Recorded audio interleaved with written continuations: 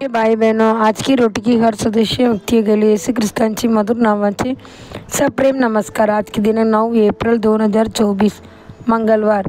माझ्या मते ख्रिस्त मला ख्रिस्ताबरोबर वंशस्थावर केलण्यात आले आहे।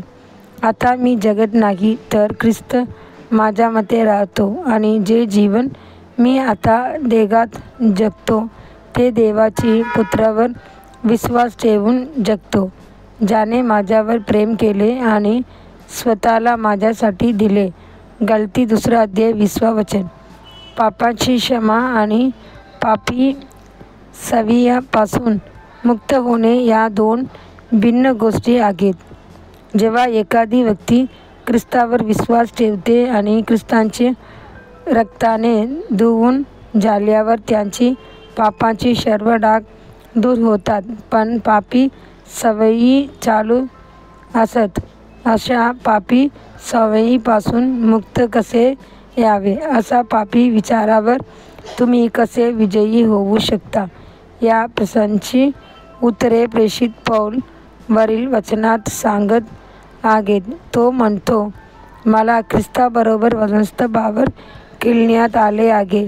आता मी जगत नाही तर ख्रिस्त माझ्या मते राहतो आणि जे जीवन मी आता देगात जगतो ते मी देवाच्या पुत्रावर विश्वास ठेवून जगतो, ज्याने माझ्यावर प्रेम केले आणि स्वतःला माझ्यासाठी दिले। होय, दररोज वंशस्थावर केलेले जाण्यासाठी स्वतःला सादर करणे म्हणजे तुम्ही तुमच्या भूतकाळातील पापी सवयीपासून कसे मुक्त होऊ शकता। तुम्हाला असा प्रश्न पडला असेल की तुम्ही स्वतःला वंशस्थावर केलण्यासाठी कसे सादर करू शकता। आपल्या शरीरातील प्रत्येक अवयव देवाची वेदीवर अर्पण करा।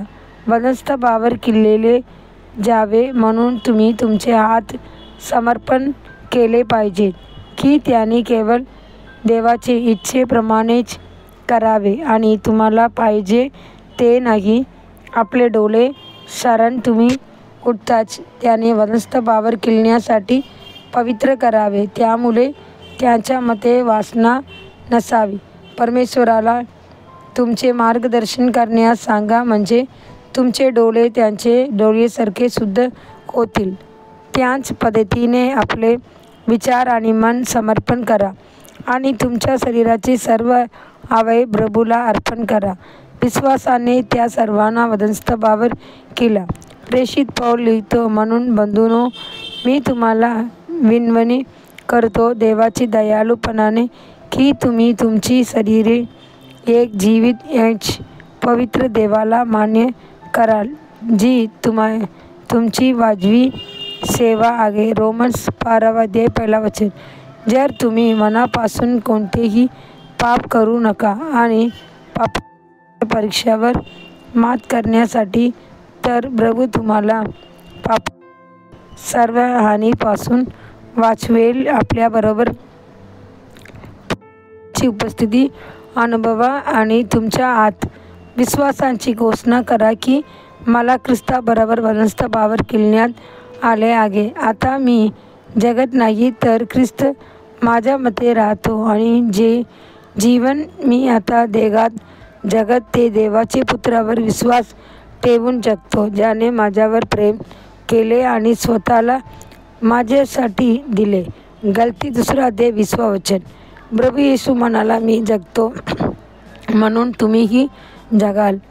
त्या दिवशी तुम्हाला कळेल की मी माझ्या पित्या मते आहे आणि तुम्ही माझ्या मते आणि मी तुमच्या मते आहे। जॉन 14 अध्याय 19 वचन आणि 20 वचन। देवाची मुलांनो, परमेश्वर तुमच्या मते राहतो म्हणून तो पापी स्वभाव रोखेल आणि पापी इच्छा तो तुम्हाला कधीही पाप करू देणार नाही।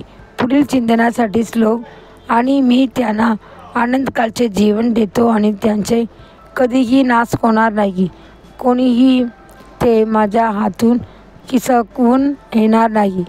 जॉन 10 अध्याय 28 वचन।